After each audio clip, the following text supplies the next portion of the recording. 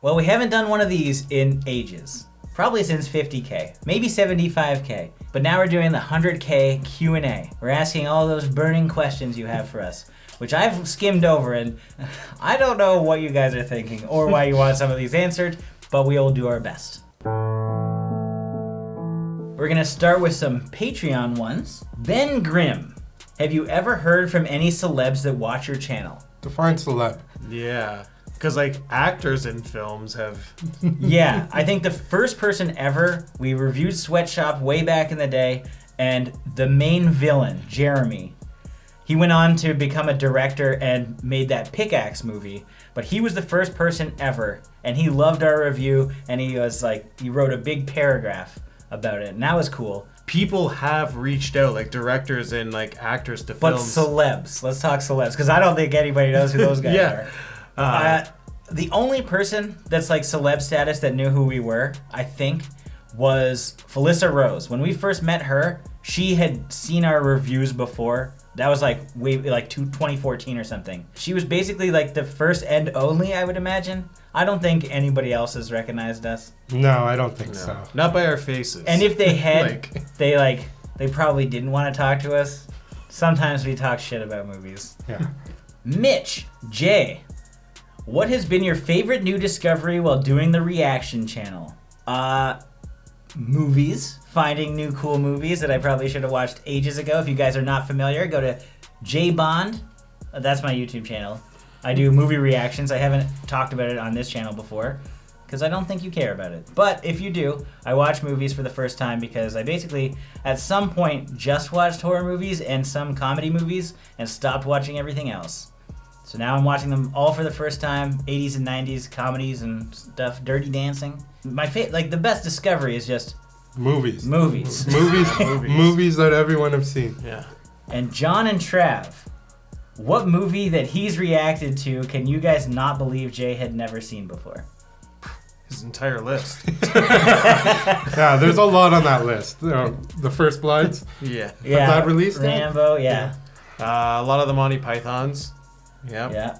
I saw Meaning of Life Yeah. before, so I don't know why I never watched Holy Grail and stuff until recently, but Die Hard, wasn't that on there? it's on my list, but I haven't done it. I'm doing it in Christmas. Yep. Okay, yeah, that's a good Christmas. John Wicks. John Wicks, I can't believe it. That one, I don't get why I didn't watch that.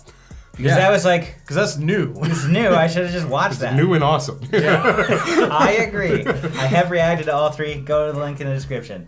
Thank you, Mitch. I appreciate you. I Know the Boss. Most viewed video. Well, you can just go to our video tab, fool. It's Cannibal Holocaust at 1.9 mil. It stopped. It blew up overnight. I made like a ton of money off of it, and then it just stopped. And it's been at 1.9 for like 5 years. I like that the Tim Curry Fan Expo one blew up too. Yeah, that one blew up. Yeah, that was fun. There was some trailer reactions that blew up as well. Do you guys ever get recognized out and about? Yes. Yeah. Actually, recently, like 3 weeks ago, I was at McDonald's close to my house, and the guy's like, "Hey, cool shirt," because it was laundry day. I was wearing my Bloodbath shirt, and he's like, I love that channel. I'm like, "Oh, thanks, man." And I think he thought it was weird that I said, "Oh, thanks."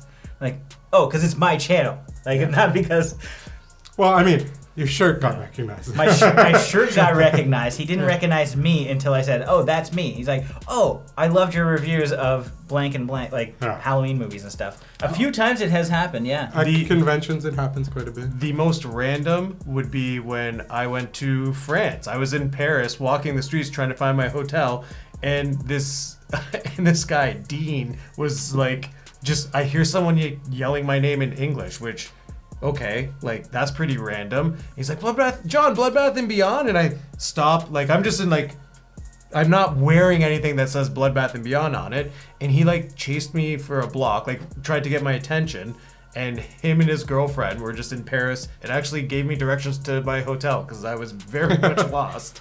So I appreciated that. Yeah, man. It is really cool to be recognized in public. It doesn't happen as much as you might think, but that's probably because nearly everybody that watches us is from the U.S. and we're in Canada, so nobody around here knows us.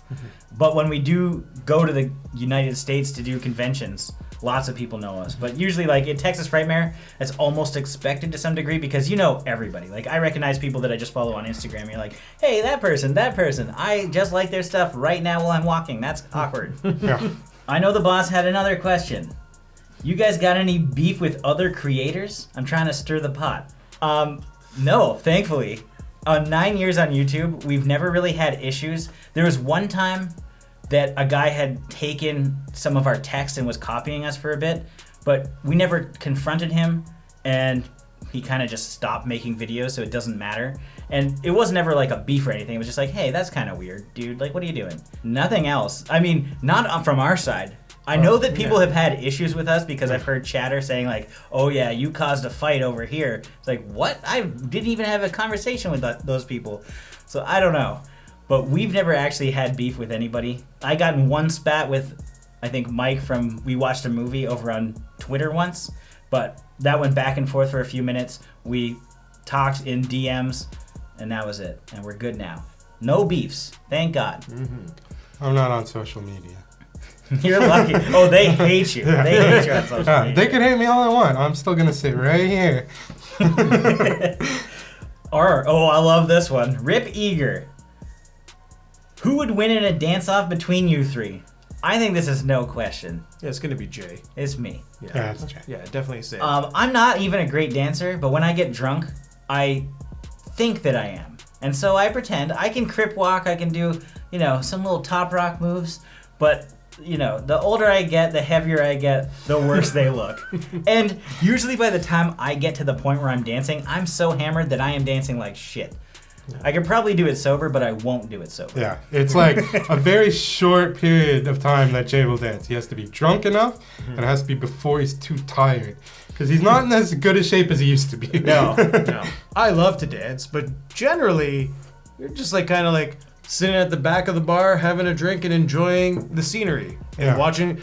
People watching is way more exciting. Because then you get guys like Jay going on the dance floor. Sure. All right, question for everyone present from Jat92. I know I'm saying that wrong, but it is what it is. What was your first impression of all of the other hosts? Well, Jay was pretty weird. He kept coming up to me about this chain I was wearing. Yeah, it had weed on it, and I was a pothead. It was in art class in grade 10. Grade 9. Then we became good friends. I called him the Spliff Daddy. And me and John, we met at an ICP meet and greet. Yeah. We were just palling around immediately. Yeah. So all of our first impressions have been good. And anyone else who's shown up on the show, I met through working with them. And they just became friends of ours. So there was never really I'm going to introduce you to this guy. It wasn't Trav may have not known who Colin or CJ was, but... Yeah, but we all met hanging out and we're friends. When I had my wedding, I wasn't I'm not going to invite the guys from Bloodbath. No, Trav was at my wedding. Jay was in my wedding party. This is a friendship. Yeah, we're all actual friends that hang out all the time. So it's not we were friends, and then we happened to do this. When you met in grade 9, we met in grade 11. So it's only a 2-year difference. Yep. Oh, this is a good one. Slasher home video. Question for all three. What, in your opinion, is the perfect pizza toppings combination? White sauce, chicken, bacon, and cheese, obviously. What kind of bacon? Crumble? Slice? Strips if we got them. All right. But I'll settle with anything.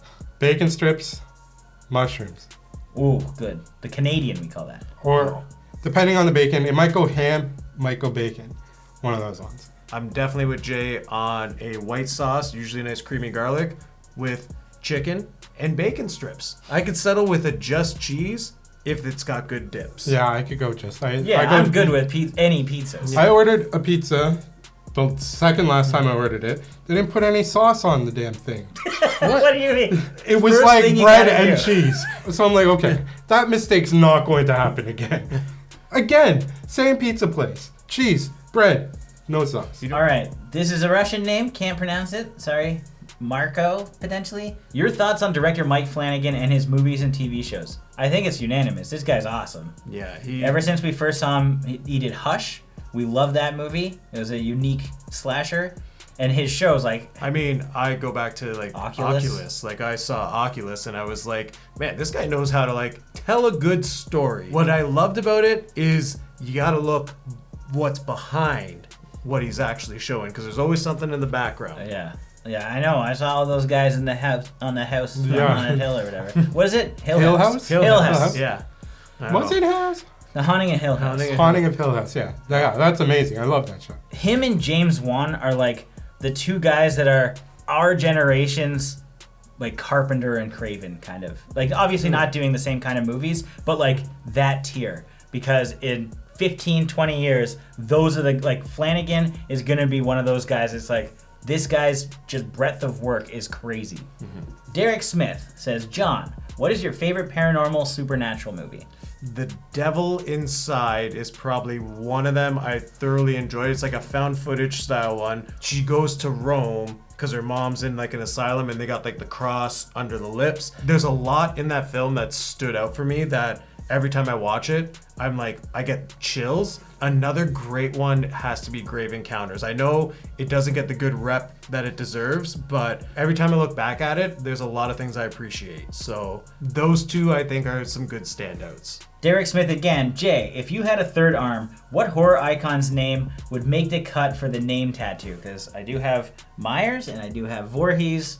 It wouldn't be Krueger. If Ghostface just in general had like a last name, that would be great, but it keeps flip-flopping. Mocker and Loomis. Doesn't look very cool. Would you throw Crowley on there? I don't think I'd do Victor Crowley. I think that's very tough. But ever since I saw Total Recall, I always wanted a third hand. No need for it just yet. Hey, they just found organic life on Mars. I'm ready. Work on two-breasted women, and then we'll talk about three. I genuinely do not know. Because I don't have the same appreciation for certain like horror movies or horror movie franchises. Like, I wouldn't get like Chucky. like Yeah. Lee Ray. Yeah. Ray Ray. would just be like so small. Yeah. Like, it would be tough. I don't know. Rip Eager. If you could choose to reboot any horror franchise or film, what would it be? Blood Diner, 100%. That's a movie that kind of sucks, but I love. I think it would be awesome to just have a budget and do the exact same concept. Brain in jar and all. I wouldn't necessarily say reboot, but I always feel like Netflix should take 13 ghosts and do like 13 episodes of each ghost. I think that would be a fantastic telling of a story. There's this weird movie, Nail Gun Massacre. Oh my god, yes. I thought you might say that. I want to take like a poorly executed bad idea and then like try and make it amazing. I think that would be like so much fun. Nail Gun Massacre, I don't know why we haven't done that. We Yeah. should do it at some point. The Gore Archiver. That's a cool name. I think I can guess your answer, but what slasher franchise do you think is consistently the best? As in which has the most amount of good sequels? I personally think, just by sheer, if we're talking numbers and consistency, Friday the 13th. 100% because I like nearly all of them. Obviously it has its faults, but like Halloween, it has more bad movies than I don't like. Like it doesn't have the same amount, like the same caliber throughout. Obviously, Child's Play does have a really great stretch of movies, but just in sheer numbers, it doesn't have as many and as quality. Yeah, like even like the same could be said for things like Leprechaun. Like Leprechaun's got 8, like if you're including everything, like you know, the reboots and both reboots. They're consistently cheesy. Like there's a consistency. Yeah. but like if I'm being honest here, like Friday I would agree with because I'll go and watch Friday 3 and have that appreciation for like Jason and the Mask, but then I'll go and watch Jason X and be like, yeah, hell yeah, I want this film in my life. The worst Friday movie is still good. Yeah, like as much as people are gonna hate like Jason Takes Manhattan, I secretly would gladly watch that over most even Halloween number movies. 5 where it's like not Jason, it's still a good movie. So I'd say Friday the 13th. Yeah. Longevity, consistency. Like, I'd say a close second for me would have to be A Nightmare on Elm Street because it does get wacky and wild and fun. They lean into it. Yeah. And hey, that's what they wanted to do. Rip Eager, he's got all the questions. What's your favorite non-horror gory death in a film or TV? Ooh. Non-horror gory death. This is a recent one in my head. Roadhouse, he rips the guy's throat out, MacGruber style. And it was fun. It was super impactful because you never saw that coming at all. I mean, there's things to have fun with when you look at things like Monty Python and the Holy Grail with like the Black Knight. Yeah. Like, it's just like each limb gets chopped off, blood is squirting. I would bet that The Boys has a bunch of them, which we can't talk about because I haven't seen all of it. Either have I. Okay, this one is interesting. Morgan Bunnell, or Bunnell, I'm not sure. Question for all, favorite non-horror movie? Oh, Brain Donors, hands down, favorite movie of all time. It's basically like a great play on like the Marx Brothers, Three Stooges. To me, it's word for word the funniest and smartest written movie of all time. The quick wit is too good, but it's not for everyone. Okay, Trav? I like The Prestige a lot. The Departed is up there. Batman. Which Batman? Dark Knight.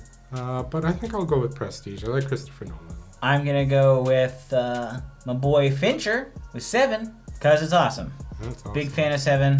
And like a close second would be Fight Club, probably. 80s horror man. What was the first horror movie that you ever watched?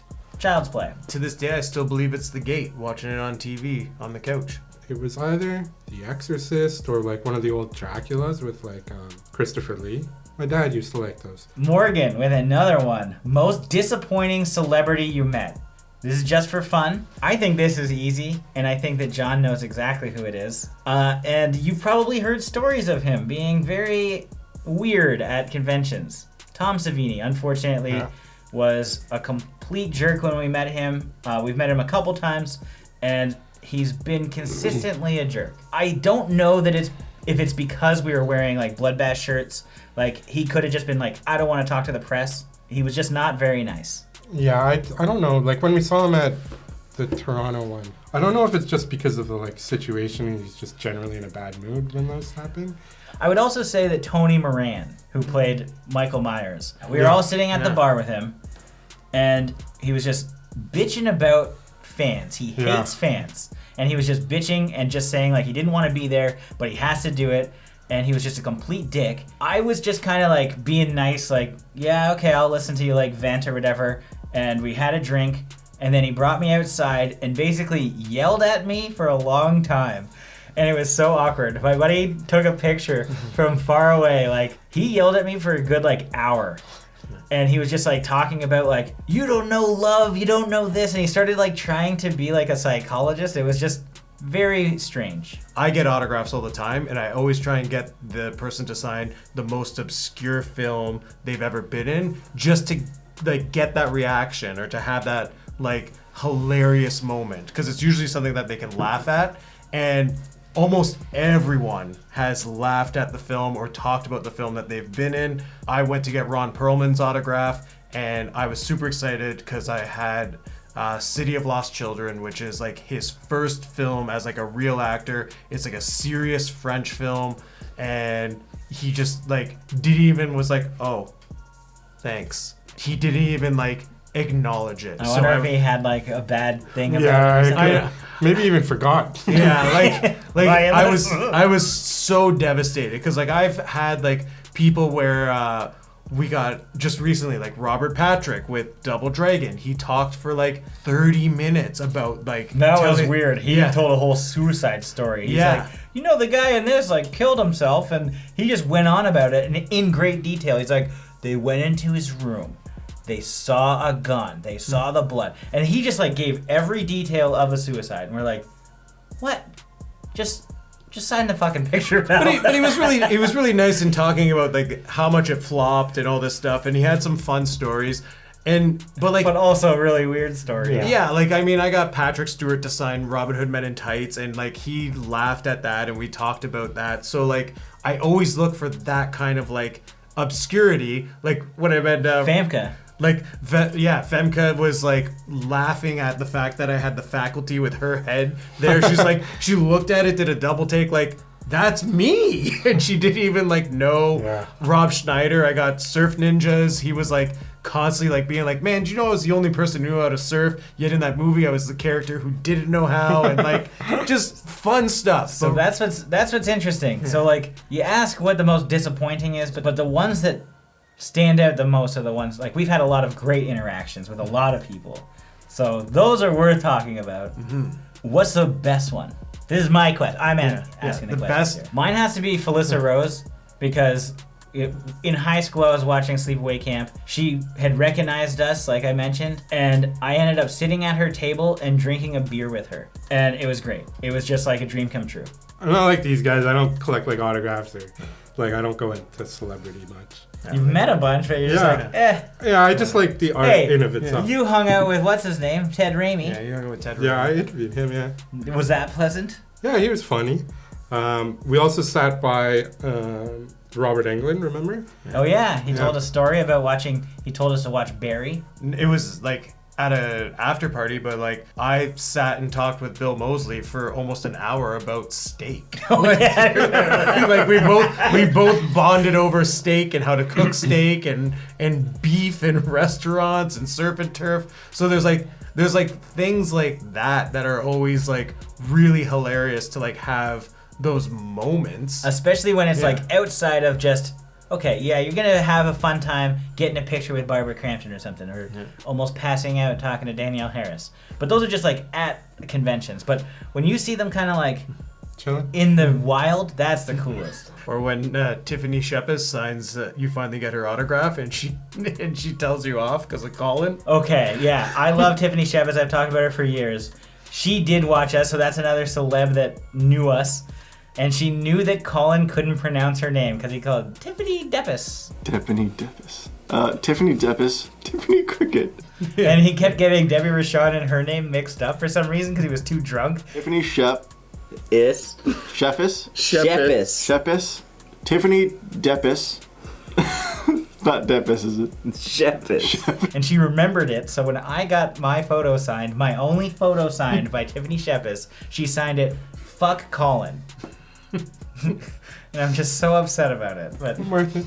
It is a story, and that's great. All right, and last one. Lopkey Vision Films. I don't know how to say your name, but I appreciate you commenting everywhere. What is it you want to do when you grow up? Like, what is your dream job? Well, we're almost 40, so I don't think that we're growing up from here. We have we have a lot more memories than dreams at this point. Yeah. What are we gonna retire? What's our retirement job? Yeah. Is that what we're looking at? I don't have a dream job. I guess not working. Yeah, not working. Like, this is as close to my dream job. If I made more money, it'd be my dream job. Like, editing video is great. And as a kid, I always liked looking at continuity issues and problems in movies. So being a film critic was something I legitimately wanted to do. I get by, but I wish I made more money. So that's the dream. I make enough money. He's been out of dreams since high school. I'm doing what I like. If you can't find a dream job, you just want to fill in your hobbies with your passion. Yeah, like I do what I love, and like even doing this is like not a job, but I love doing it, and if I could do it every day, I would. And those are all the questions we have for now because it was really last minute asking for questions. Once again, thank you for 100K. It's been great. Doing these Q&As is fun, especially talking about pizza toppings. It's made me hungry. I've been wanting a pizza ever since, so I'm probably going to go do that. Thank you for watching, and we'll catch you on the next video.